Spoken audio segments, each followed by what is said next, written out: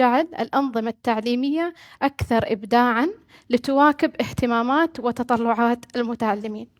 ألفت عنايتكم الكريمة إلى أن المحاضرة ستكون باللغة الإنجليزية، وبإمكانكم استخدام السماعات لمتابعة الترجمة الفورية. واسمحوا لي الآن بأن أتحدث باللغة الإنجليزية. Your Highnesses, Excellencies, ladies and gentlemen, it brings me great honor to introduce a pioneer in the field of early education, Professor Geert Graus, OBE, who brings his deep knowledge in early childhood to put play at the center of learning. The lecture today will focus on the important role that play and experience have in transforming the learning experience of learners. Professor Geert Graus is the first Global Director of Education at Kidzania and the founding CEO of the Children's University. And now we welcome Professor Geert Graus to start the lecture. Thank you so much. Your Highnesses, Your Excellencies, ladies and gentlemen, firstly, it's an absolute privilege to be here today. Thank you so much for the invitation. Secondly, a slight apology. I carry with me a good old-fashioned British cold. So if my voice sounds a little bit croaky, that's why. I've come to talk a little bit about children today, really, because I think when we talk about education and schooling, we very often talk about the system, the building, the test, the league table. I was talking to Andrea Schleicher the other day, the education director of OECD, who talks a lot about PISA league tables. But I'd like to think about children, and particularly the early years of childhood. And actually, maybe not just the early years of childhood, because one of the things that we do with our children is we put them in boxes, don't we? We put them in jars. They are little, and then they're not so little, and then they're a little bit older, and then they go to university. And we pass the parcel a little bit. So I'd like to think 0 to 99, but let's have a little focus on the 0 and the first few years, because when you built that beautiful mosque next door, one of the reasons it's beautiful is because the foundations were strong. And one of the reasons trees grow tall is because the roots have a chance to set. So when we talk about the growing and the education of children, we need to think about the foundations and how we can make them as good as possible. So firstly, this is me. I was a teacher, I became an advisor, an inspector, education director, and then kind of left the system and started working in learning outside the classroom, including in museums, not quite like the Louvre, but not far off. And that was how I was described once, and I love this. So this is on my office door, okay? And I think it's really important, our office doors, and one of the things I'd like you to think about when today is over is what's on your door. And one of the things we put on our door far too much is what we do and not who we are. And perhaps when it comes to children, we need to ask the question, who would you like to be, rather than what would you like to do? Because I think the who question is about values and principles. Today there's a thread, and please, a thread of thoughts. And if anybody wants to talk more about the thread of thoughts afterwards, my contact details will be in there somewhere, or we can do it here. But that's the kind of thread. Where are we now? What about experience? How will we know whether it makes a difference?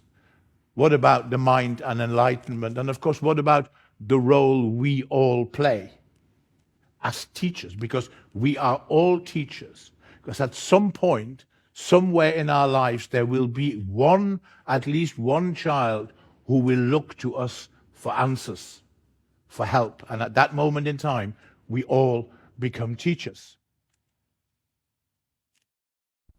Training fleas requires a glass jar with a lid. The fleas are placed inside the jar and the lid is then sealed. They are left undisturbed for 3 days. Then, when the jar is opened, the fleas will not jump out. In fact, the fleas will never jump higher than the level set by the lid. Their behaviour is now set for the rest of their lives. And when these fleas reproduce, their offspring will automatically follow their example. Our young people will become and will only grow within the parameters that we set. Boys, girls, rich, poor, from different countries, different parts of society. And we need to think that through, because we talk about aspirations, and children can only be aspirant if we enable them to be aspirant. And we have behind us a sign of aspiration. We want our next generation to build, if you wish, bigger, better mosques, because that is what being aspirant is. But at the moment we live the definition of insanity, because as you know, when you go to school and you're not good at something, you're being asked to do the same thing over and over again, in the belief that it will make a difference. Perhaps we need to think differently. We need to stop passing the parcel. The children are not parcels that are passed from early years to primary school, to secondary school, to post-16, to universities. They are people that grow through and then into the world of work, and they become, as members of society and as members of economies, they become valuable if we allow them to grow rather than pass them from one to the next. Our children are more than a test score. We need to get to know our children much better than we do now. They are more than just the number. Ask our children about purpose. If children, if anybody for that matter, has passion and belief and purpose, they will perform, they will achieve. But we need to answer the question, why do you go to school? I travel all over the world. I've worked across 63 countries now, I think. And wherever I go, I will go to the children and say, why do you go to school? And the answer in about 80% of the cases is, because I have to. It's not that good an answer, really, is it? We'd like to think that more purpose lives behind that. And that's what we have to work at, because then they will become qualified, highly qualified learners. I want to play a little game with you now, just for a couple of minutes. In your minds, I'm going to give you words. And I'd like you to have every time two pictures in your head. One from 1920 and one from 2020. So let's start with car. So think car, 1920, car, 2020. Okay, got it? Aeroplane. 1920, I'm not flying in that one. 2020, yes please. Hospital operating theatre. 1920, 2020. Classroom. 1920, 2020. And yes, they're still sitting facing the front. They're still putting their hands up. They still turn up at certain times of the day. They still sit within four walls. And, oh yes, the blackboard has become white. So we've moved on in our society tremendously in all that time, but we educate our children in the same way. The education of the first industrial revolution. Mass production required mass schooling so that economically we would meet those needs. We are now in the age, the Industrial Revolution 5.0, we are in the age of personalization and entrepreneurship, but we haven't moved how we educate and school our children. And at some point, that is going to present us with a problem as societies and as economies. We need to think about who we are and who our children are. Now, I'm from the Netherlands, so that particularly resonates with me. If I give children in the Netherlands a piece of paper and a pencil and I ask them to draw the horizon, I guarantee you that they will draw a straight line, because that almost signifies who they are. And within this globalization that we're involved in at the moment, we still need to recognize that we exist regionally, that we exist nationally, and that therefore our identities are shaped. And within that, we are shaped as individuals. We need to get to know who our children are. And then we need to measure what we value. My constant discussions with OECD that say, well, if the world is changing, can we stop measuring like we measured in the 1950s? And can we start to look at measuring confidence? Because I'll come to that in a minute. Because confident children, children who are confident enough to go to museums and art galleries, will become better, more confident learners. Bring me a confident learner and I'll give you the best of grades possible. I'm one of the few female pilots. I've been to America, Spain, and I love every minute of it. Air traffic control has cleared us for takeoff. Okay, let's go. People, property, and postcodes. I call it the 3 Ps. Hello, Mrs. Smith. How can I help you? I have won lots of awards. When I was a school child, I was directing my school play. It's not a job, it's a calling. A Romeo. A Romeo. They see surgery as an art form. It's vital to keep a cool head. Scalpel? I'm a bit of a petrol head. I could have been a doctor, but I prefer cars. What's not to love? For those of you who are not familiar with Kidzania, that's what it is. Cities built for children where they can experience the world of work, 4 to 14. And the reason I'm flagging that up is because I did globally research to get insights into how the children behave when they learn outside the classroom. And what we discovered was we were getting insights that we couldn't have got from anywhere else. So I urge anybody who is involved in the education of children to look beyond the grades so that we get to know the children. When they come to Kidzania all over the world, they get a bracelet because you're meant to be learning independently. When they go into any of the activities, they log into the activity so that we can trace where they are.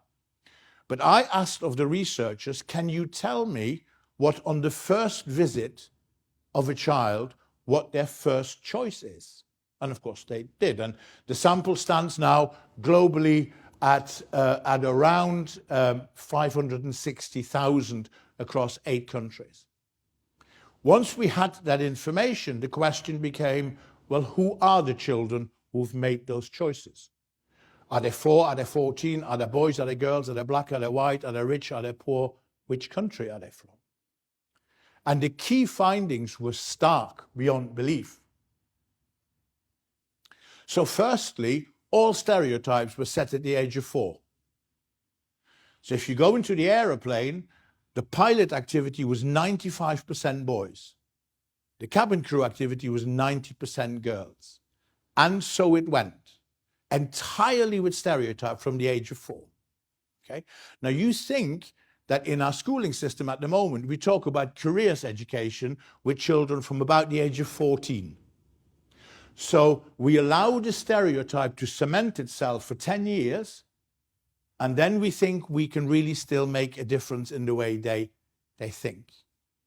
The second finding was that there was almost no change in that behavior between 4 and 14-year-olds. 14-year-olds were making choices in exactly the same way. The third finding was that girls globally, across all the countries, regardless of their background, girls choose activities below their age range. 9-year-old girls choose 7-year-olds activities. 9-year-old boys choose 9 or 10-year-old activities. So there is an issue in this about self-confidence and about how various societies, what the expectations of girls are. Now, if you're a teacher now and you know this, you go into a class anywhere in the world and you've got a class with 10 boys and 10 girls, you now need to begin to think differently how you enable them to learn in an equitable way. The next finding was that poor children make poor choices. The children from my wife's school, in one of the most disadvantaged areas of the United Kingdom, they've been to Kidzania, London more times than any other school because they got free tickets from me. No child ever chose the aeroplane, the operating theatre, or the television studio as their first choice. They chose working in the supermarket, making beds in the hotel, and being a courier. So children's choices and aspirations, back to the jars, are put in because of their circumstances. So if we want to affect change, we need to affect change through experiences beyond the school. And then finally, which was an interesting finding, was that all over the world, children make the same choices. There were very few differences between the countries. So from Mexico to Mumbai to Moscow, that behavior was the same. So here you have insights that you cannot get through tests, but that should influence the way we educate and school and think. It's incredibly important. I have two daughters. One of them is sitting here at the front. And that finding of girls choosing below the age range kind of made me wake up and you think, well, what can I do about that? And of course, I can think my thing, but collectively, we can think better and we can enhance our system. So children can only aspire to what they know exists. And part of our education provision has to be that we collectively open windows, open doors, and widen horizons, that we provide experiences as much as we can. That we realize that not all classrooms have four walls. Key factor. And that we realize that museums and art galleries, that our cultural heritage is part of our education.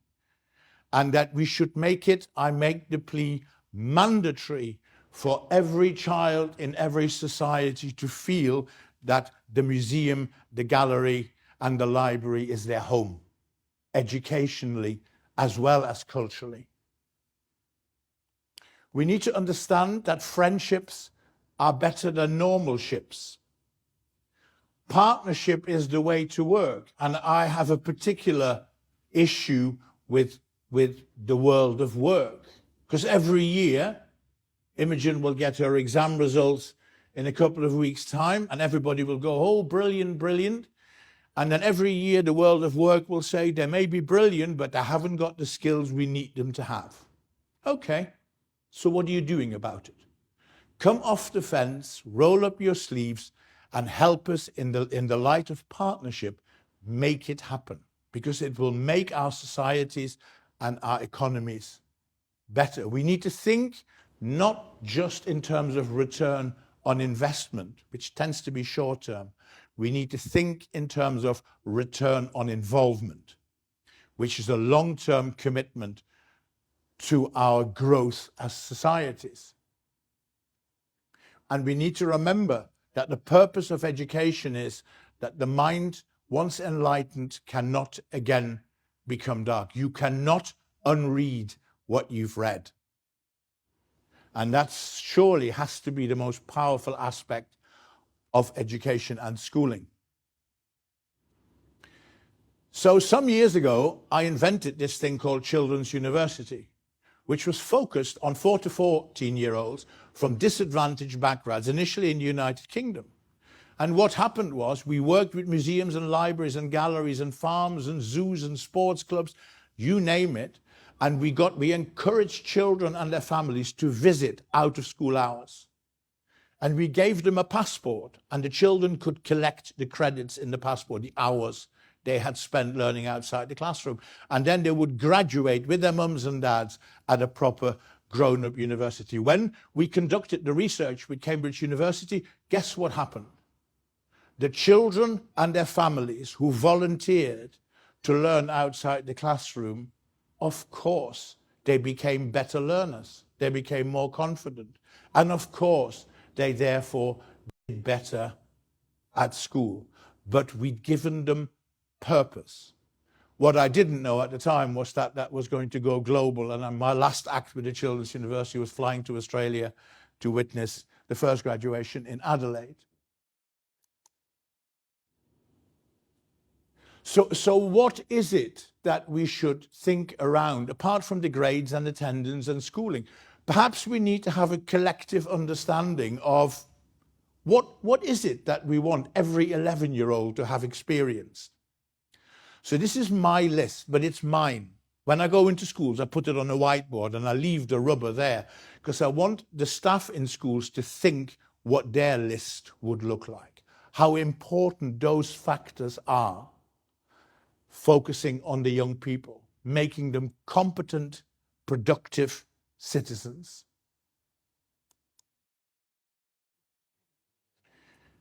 And then it comes to us. It comes to role models.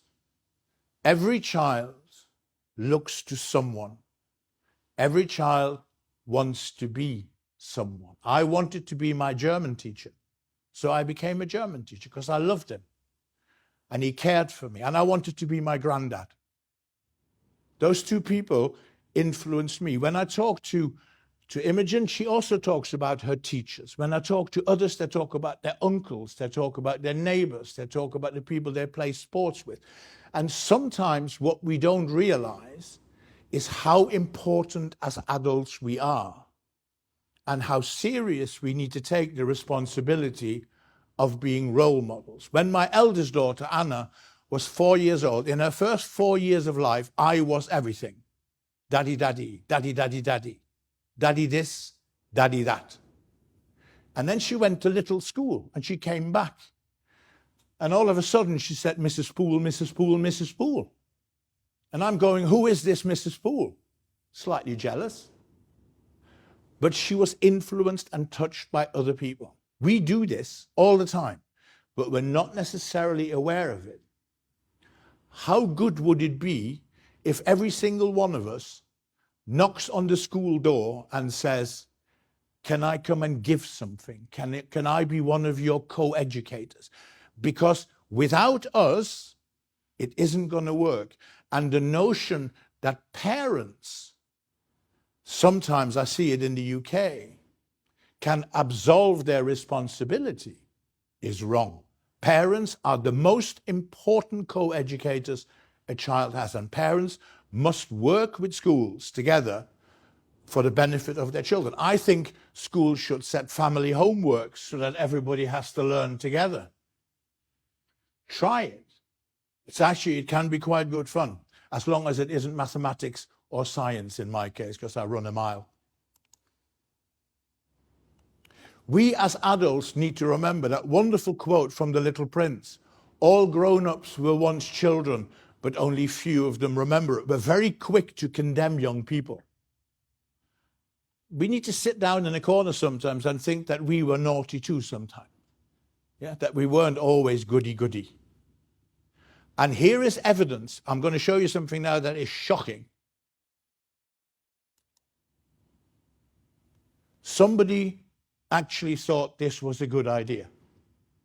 So here you have evidence that there are adults who have totally and utterly forgotten what it was like to be a child. You imagine that you say to your children or grandchildren or nieces or nephews on a weekend, shall we go to that park, but don't bring your ball, don't bring your dog, and don't bring your bicycle? I don't think so. We have to remember what it is like to be a child. Our empathy is important. Our schools need to be more than a school. Like Barcelona Football Club is more than a club because it's owned by its members. Our schools need to be owned by us, by their communities and by their children. And then we can make a difference. And in many cases, particularly primary schools, tend to be at the center of communities anyway. It's a logical thing to do. So, a few takeaways. And these are the takeaways that I would give my children. And what's good enough for for my children is good enough for you in that sense. So there they are, Tom, Imogen, and Anna. What do I want education to do for them? I want my children to be able to cope with the unexpected items in the bagging area of life. Whatever comes at them, I want them to be so confident that they're not running away, but that they say, we'll work that out. We can do this proactively. That's what good schooling brings, the confidence, the skills, the qualification. I want them to think about now. We talk a lot about the future in education, and we forget that there are millions of children in school now. It is about now. And as Gandhi said, you know, the future depends on what we do today. I want my children to be kind. I want them to recognize how important kindness is in a world that sometimes doesn't feel very kind. Kindness is important. We need to lead by example. I want my children to be optimists. One of the things I've said to all three of my children, if at all possible, avoid negative people. Because negative people will find a problem for every solution. It drags you down. Stay optimistic. And I want them to listen to stories and tell their own. Because stories are so important. When I was 9 years old, I sat outside my granddad's home. It was a sunny day. He was wearing corduroy trousers, the kitchen chair was blue, and the door behind him was brown. You know, one of those memories. I can feel the sun on my face if I close my eyes. And my granddad said to me, promise me you will always do your best at school. He didn't say, promise me you'll get top grades. My granddad was a coal miner. He had very bad lungs, and his hands were arthritic. So being 9, you're programmed to say why. So I asked him why. And his answer was, because I don't want you to get hands like mine. That is the purpose of education, and that is what we owe our children. Thank you so much for having me here today.